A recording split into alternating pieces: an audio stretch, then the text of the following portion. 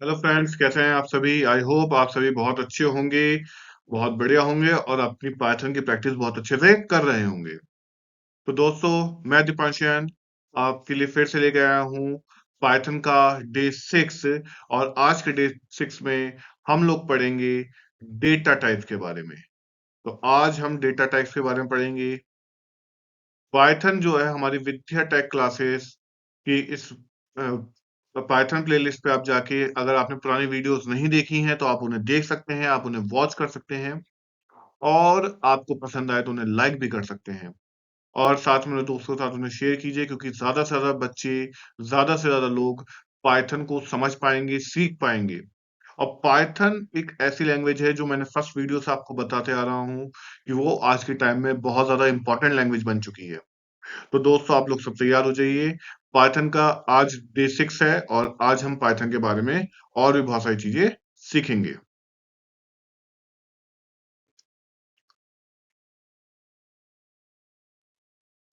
तो अब हम अगर आपने अभी तक लाइक नहीं करा है तो आप प्लीज लाइक कर दीजिए इस चैनल को, क्योंकि ये बहुत ज्यादा इंपॉर्टेंट हो जाता है हम लोगों के लिए।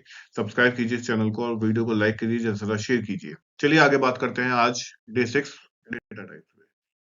Define data types. Data types होते क्या है, एक बहुत बेसिक सा कॉन्सेप्ट समझेंगे। पहले डेटा टाइप्स होते क्या हैं, फिर उनके टाइप्स समझेंगे और फिर आगे बढ़ेंगे। Data types are the classification of data. Data types क्या है, एक तरह का क्लासिफिकेशन है किसका, डेटा का, कि किस तरह का डेटा है हमारे पास, हम उसको क्लासिफाई कर रहे हैं।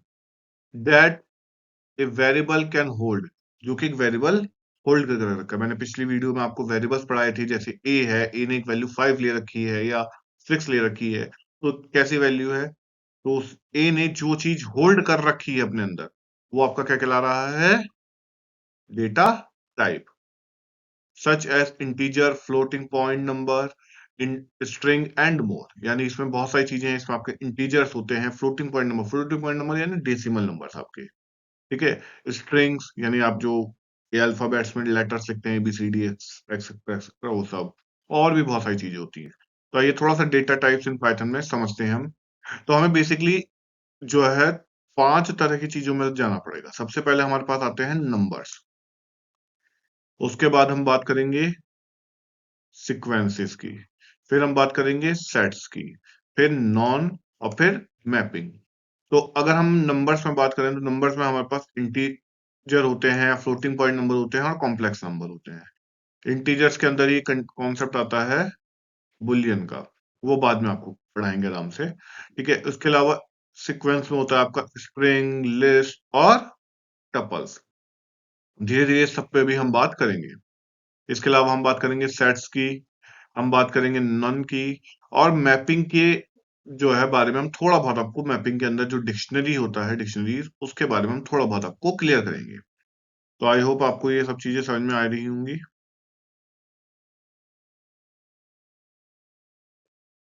अब इसके साथ ही आगे बढ़ते हैं।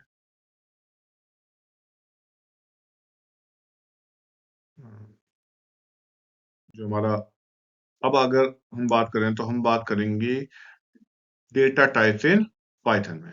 पाइथन में डेटा टाइप्स क्या होते हैं, पाइथन में कितने तरह का डेटा टाइप्स होते हैं, तो बहुत, पाइथन में बहुत सारे डेटा टाइप्स होते हैं। लेकिन जो भी डेटा टाइप्स हमारे बिल्ट इन होते हैं, हम उन पे बात करने जा रहे हैं। जैसे टेक्स्ट टाइप, टेक्स्ट टाइप कौन से होते हैं, जैसे स्ट्रिंग। मैंने अभी आपको थोड़ी देर पहले बताया था ना कि स्ट्रिंग जो है, जैसे आप अल्फाबेट्स लिख रहे हैं, ABCD, या अपना नाम लिख रहे हैं या कोई भी इस तरह की चीज लिख रहे हैं, तो जो भी आपका टेक्स्ट लिखा जा रहा है वो सब आप किस में लिखेंगे, स्ट्रिंग के अंदर। स्ट्रिंग के अंदर आप अपने टेक्स्ट को लिखेंगे। उसके बाद न्यूमेरिक टाइप्स। न्यूमेरिक टाइप्स में आपके इंट हैं, फ्लोट हैं, कॉम्प्लेक्स हैं। इंट क्या हो गया, आपके इंटीजर, फ्लोट हो गया आपके डेसिमल नंबर्स, और कॉम्प्लेक्स हो गए एक, उसके कॉम्प्लेक्स नंबर्स आपने पढ़े होंगे मैथ के अंदर, तो वो कॉम्प्लेक्स में आते हैं। सीक्वेंस टाइप, ठीक है ना, जैसे लिस्ट, टपल, रेंज, ठीक है ना। मैपिंग टाइप में आपका डिक्शनरी होता है। सेट टाइप, सेट टाइप से आपका सेट और फ्रोजन सेट्स आते हैं। बुलियन टाइप्स में आपके बुलियन होते हैं, बुलियन के अंदर आपके ट्रू और फॉल्स दो तरह की वैल्यूज होती हैं। बाइनरी टाइप्स, बाइनरी टाइप्स आपका बाइट्स होते हैं, बाइट एरे होते हैं और मेमोरी व्यूज होते हैं। ये आपको अभी बेसिक पाइथन के अंदर इतना ज्यादा इसको नहीं समझना, इतना ज्यादा आपको इसको नहीं पढ़ना। लेकिन जैसे जैसे हम एडवांस पाइथन की तरफ बढ़ेंगे, आपको आने वाले समय में वो भी दिखेंगी, तो उनमें आपको ये मैं पढ़ाता हुआ मिलूंगा। नन टाइप्स में आपका नन टाइप होता है। ठीक है, तो ये आपके क्या है, आपके फिलहाल मैंने 8 तरह के बिल्ट इन जो बाय डिफॉल्ट होते हैं डेटा टाइप्स पाइथन के अंदर, उनको आपको ये समझा है। ये 8 टाइप्स के अंदर अलग अलग अलग अलग होते हैं। तो आपको अब आगे हम बढ़ते हैं और आगे और चीजों को मैं समझाता हूँ। जैसे अभी हमने बात करी न्यूमेरिक की, तो न्यूमेरिक में आपके इंट थे, फ्लोट थे, कॉम्प्लेक्स थे। इंट को ध्यान से देखना, इंट के लिए रिप्रेजेंट करूंगा मैं, ये ब्लैक कलर से मैं इंट वाले को रिप्रेजेंट करूंगा। इंट है आपका x इज इक्वल टू 5, यानी integer number. x is equal to -5 भी कर सकता था, x इज इक्वल टू 6 भी कर सकता था, लेकिन x इज इक्वल टू 2.5 नहीं कर सकता, क्योंकि मैंने जैसे ही डेसिमल का यूज कर दिया, ये देखिए डेसिमल का y है ना, y किसको रिप्रेजेंट कर रहा है, आपका फ्लोटिंग पॉइंट को रिप्रेजेंट कर रहा है। यहाँ देखिए इसके बीच में ये दिख गया आपको, ये पॉइंट लगा हुआ 3.14, है ना। तो मुझे कमेंट करके बताना कि 3.14 किसकी वैल्यू होती है ना। मैथ के अंदर पड़ी होगी एक वैल्यू 3.14, तो वो बताना किसकी वैल्यू होती है, ठीक है ना। जैसे ये मैंने y की वैल्यू यहाँ पे दे रखी है 3.14, 3.14 एक फ्लोटिंग पॉइंट हो गया हमारा, ठीक है ना। तो ये कैसी वैल्यू होगी, फ्लोट वैल्यू होगी, तो ये इसके लिए जो है डेटा टाइप का यूज होगा फ्लोट। ऐसे ही z आपका क्या बनना है, 1 + 2j। तो ये एक तरह की कॉम्प्लेक्स कंडीशन बन गई ना, मैथ के अंदर आपने कॉम्प्लेक्स नंबर्स पढ़े होंगे, तो 1 + 2j ये आपका कॉम्प्लेक्स हो गया, ठीक है ना। इसके अलावा हम बात करेंगे टैक्स में, तो टैक्स में आपके पास सिर्फ पाइथन के अंदर एक ही है। नॉर्मली आपको अदर प्रोग्रामिंग लैंग्वेजेस में दो मिलते हैं, एक तो str यानी स्ट्रिंग, और एक दूसरा होता है कैर यानी कैरेक्टर। लेकिन यहाँ पे टैक्स में सिर्फ और सिर्फ आपको जो है एक स्ट्रिंग str ही मिलेगा। तो जैसे हमने नेम में लिख दिया, नेम इज इक्वल, नेम एक वेरिएबल हो गया, और वेरिएबल में हमने कोई भी जो है डबल कोएट, सिंगल कोएट या ट्रिपल कोएट में जो है हमने दे दिया, तो वो हमारा स्ट्रिंग बन गया। तो यहाँ पे हमारे पास पाइथन हमने एक स्ट्रिंग के तौर पे ले लिया, देखो ये दिख रहा है ना आपको। सीक्वेंस, सीक्वेंस में हमारे पास तीन तरह के सीक्वेंस मैंने अभी ऊपर बताए थे आपको। एक तो लिस्ट होता है, एक टपल होता है, और एक रेंज होता है। तो लिस्ट के लिए एक ध्यान रखना, लिस्ट के लिए हमेशा इस तरह का एक ब्रैकेट लगेगा, ये दिख रहा है, ये ब्रैकेट दिख रहा है, जिसे हम मैथ में लार्ज ब्रैकेट बोलते हैं, है ना। टप्पल के लिए ये वाला ब्रैकेट लगेगा, इसे हम स्मॉल ब्रैकेट बोलते हैं ना मैथ में, ये लगेगा। और रेंज आपका इस तरह से रेंज लिख के और फिर स्मॉल ब्रैकेट लगा के, और जो भी रेंज तक जाना है उससे एक बड़ी रेंज हमें लगानी होगी। अगर मुझे 4 तक जाना था तो मैंने यहाँ 5 का यूज करा, ठीक है। अब इसके बाद हम बात करेंगे मैपिंग की। तो mapping is only in dictionary. तो डिक्शनरी, जैसे डिक्शनरी में हमने सुना है, डिक्शनरी क्या होता है, डिक्शनरी दो तरह की चीजों से बनता है, एक तो वर्ड होता है और एक उसका मीनिंग होता है। तो यहाँ पर भी दो ही कंडीशन होती हैं। कौन कौन सी दो कंडीशन होती हैं, एक तो होता है आपका की, और एक होता है उसका वैल्यू। वैल्यू एक और एक से ज्यादा भी हो सकती है, वो अलग अलग कंडीशनों में आपको आगे डिक्शनरी में समझाऊंगा भी। तो जैसे नेम है, तो नेम, नेम में आ गई आपकी वैल्यू जॉन। ऐसे ही एक की हो गई आपकी एज, और एज की वैल्यू हो गई आपकी 30। तो ये आपको जो नेम दिख रहा है या ये जो आपको एज दिख रहा है, ये दोनों के दोनों आपके क्या बनना है, की बनना है, और उनकी वैल्यूज क्या है, नेम की वैल्यू जॉन है और एज की वैल्यू 30 है। इस तरह से ये आई होप आपको समझ में आ रहा होगा इतना। मैं पहले ये जो सब यहाँ पे हो गया है इतना, आप पहले इरेज कर देता हूँ ताकि आपको नोट करने में ज्यादा दिक्कत ना हो। तो एक बार और देख लीजिए, लिस्ट, टपल और रेंज। तो लिस्ट को आपको इस तरह से रिप्रेजेंट करना है, टपल को आप इस तरह से रिप्रेजेंट करेंगे, और रेंज को इस तरह से। मैपिंग, मैपिंग में केवल डिक्शनरी आता है, डिक्शनरी में आपको नेम जॉन मिल गया यानी की, उसकी वैल्यू मिल गई, ऐसी एज और 30 मिल गया। ध्यान रखना ये कर्ली ब्रैकेट से रिप्रेजेंट होंगे। एक तरीका और है, वो आपको डिक्शनरी के अंदर ही मैं पढ़ाने की कोशिश करूंगा। इसके अलावा सेट पे बात करते हैं। सेट में बेसिकली आप सेट ही पढ़ेंगे, लेकिन एक और होता है फ्रोजन सेट, ठीक है ना। फ्रोजन सेट कोई बहुत ज्यादा अलग नहीं है, बस एक वो फिक्स कर देता है कंडीशन को, वो बताएंगे कभी बाद में। फ्रोजन सेट पे इतना ध्यान मत दीजिएगा, ज्यादा तो पूछते भी नहीं है फ्रोजन सेट। तो सेट क्या होता है, आपका कर्ली ब्रैकेट में होता है, और जैसे मैथ में हमने सेट पढ़े हैं, तो सेट थोड़ा सा वहीं से उठ के आया है, ये थोड़ा सा पूरा वहीं से उठ के आया है। तो कर्ली ब्रैकेट में आप कुछ नंबर देंगे, जैसे मान लीजिए आपने 1 को 4 बार रिपीट कर दिया है, 4 टाइम आपने रिपीट कर रखा है किसको, 1 को। बट जब आप इसको प्रिंट करवाने जाएंगे ना सेट को, तो वो 1 केवल एक ही टाइम प्रिंट होगा, और इनके बार बार सीरीज भी चेंज हो सकती है। 1 2 3 हर बार प्रिंट हो, जरूरी नहीं है। 2 3 1 2 1 3 ऐसे भी हो सकता है, 3 1 2 इस तरह से कुछ भी प्रिंट हो सकता है। लेकिन होंगी केवल वही तीन, मतलब वही वैल्यूज होंगी जो यूनिक होंगी। अगर कोई रिपीटेशन है तो वो गायब कर देगा, तो ये सेट में होता है ना, तो वही यहाँ है। ऐसी फ्रोजन सेट है सेम, बस थोड़ा सा लिखने का तरीका चेंज है। लेकिन उसमें क्या कंडीशन है वो आगे आपको सेट के साथ ही पढ़ा देंगे हम। बुलियन बुलियन में आपने बेसिक बुलियन मैंने अभी आपको बताया था, इसमें दो ही वैल्यूज होती है, ट्रू या फॉल्स। जब भी मुझे कोई ऐसी कंडीशन लगानी है कि अगर ये काम होगा तो मैं इसे ट्रू कहूंगा, या दूसरा होगा तो मैं उसे फॉल्स कर दूंगा, तो ऐसे काम पे हम बुलियन का यूज करते हैं ट्रू और फॉल्स लगाने के लिए। इतना कॉन्सेप्ट क्लियर हुआ आप सभी को?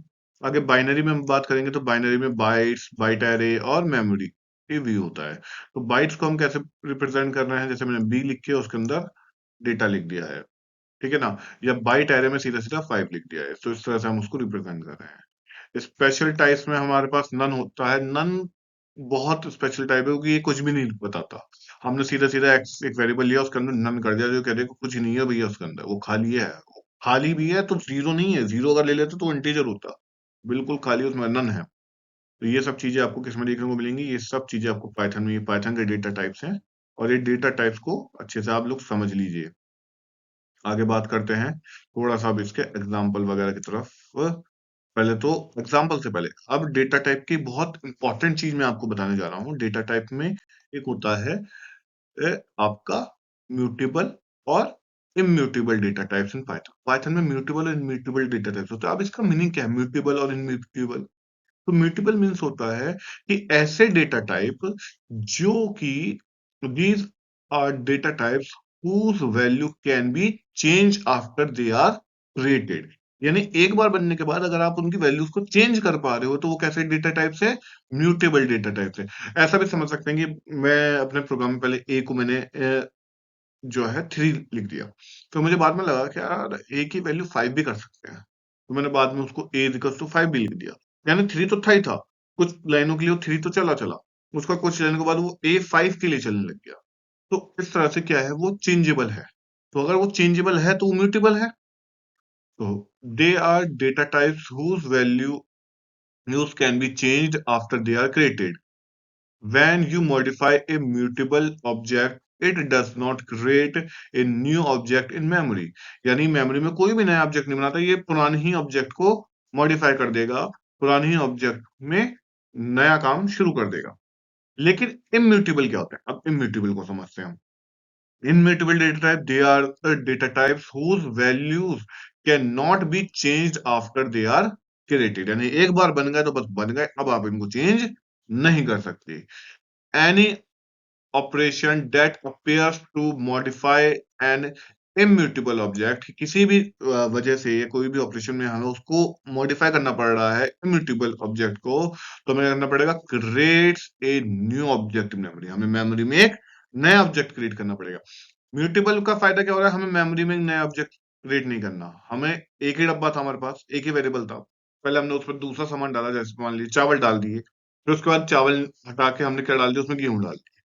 तो एक ही डब्बे में हमारे दो चीजें एक के बाद एक स्टोर हो गई। बट इम्यूटेबल में अगर मैंने एक डब्बे में चावल डाल दिए, तो अब मुझे जो है व्हीट यानी गेहूं डालने के लिए दूसरा ही डब्बा लेना पड़ेगा। अब मैं पहले डब्बे में उसको यूज नहीं कर सकता। तो dates a difference between mutable and immutable data types. Okay, I hope that's clear for you. आगे बात करते हैं, कुछ एग्जांपल्स पे बात करते हैं डेटा टाइप्स की। तो म्यूटेबल डेटा टाइप से कुछ एग्जांपल ये दिख रहे हैं आपको, जैसे लिस्ट है, डिक्शनरी है, सेट है और बाइट एरे है, ठीक है ना। तो लिस्ट, ये सब मैं आपको भी आगे पढ़ाऊंगा कि किस तरह से ये चेंजेबल हैं। तो क्या होता है लिस्ट में, अगर आपने एक बार लिस्ट क्रिएट कर दी, है ना, मैंने आपको लिस्ट जो है दिखाई भी थी अभी पीछे। तो जैसे अगर आपने एक बार लिस्ट बना दी, तो उसके बाद आपने 1 2 3 उसमें वैल्यूज पहले तो डाल दी, लेकिन अगर आपको बाद में चाहिए कि मुझे 1 2 5 चाहिए वैल्यू, 1 2 के बाद फिर आपने 5 लिख दिया 3 की जगह, तो भी वो एक्सेप्ट करेगा। या 1 2 3 के बाद फिर 5 लिख दिया, तो भी वो एक्सेप्ट करेगा। तो वो चेंज हो रहा है तो एक्सेप्टेबल है। लेकिन वहीं अगर इंट में बात करेंगे, तो इंट में क्या हुआ, वो एक बार जो वैल्यू बन गई, तो दोबारा उस वैल्यू को करने के लिए हमें जो है तो नया एरे क्रिएट करना पड़ेगा, या सॉरी नया एरे कह रहा हूँ, या तो नया ऑब्जेक्ट क्रिएट करना पड़ेगा, है ना। ऐसे ही फ्लोट में, स्ट्रिंग में, टपल में, फ्रोजन सेट में और बाइट्स में हमारा ये सब क्या है, इम्यूटेबल डेटा टाइप्स हैं। तो आई होप आपको ये सब समझ में आए होंगे। अब हम बात करते हैं आगे कुछ एग्जांपल से। Mutable data types in Python. Mutable data types कैसे होते हैं पाइथन में? तो जैसे मैंने माई लिस्ट करके एक लिस्ट बना दी। लिस्ट अभी मैंने आपको बताया ना कि म्यूटेबल है, तो लिस्ट बना दी। अब प्रिंट आईडी माई लिस्ट, ये मेमोरी का एड्रेस देगा।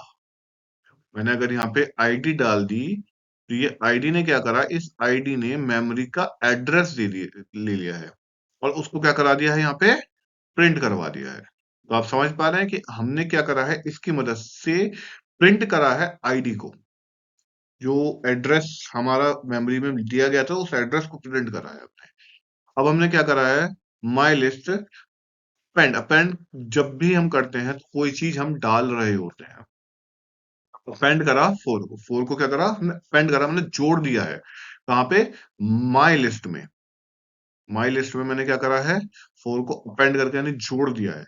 अब वन टू थ्री तो था ही था, उसके बाद क्या आ जाएगा, अब फोर और आ जाएगा। तो देखिए, तो जैसे ही मैंने माई लिस्ट को प्रिंट करा, तो मेरा आउटपुट क्या आ गया, one two three and four.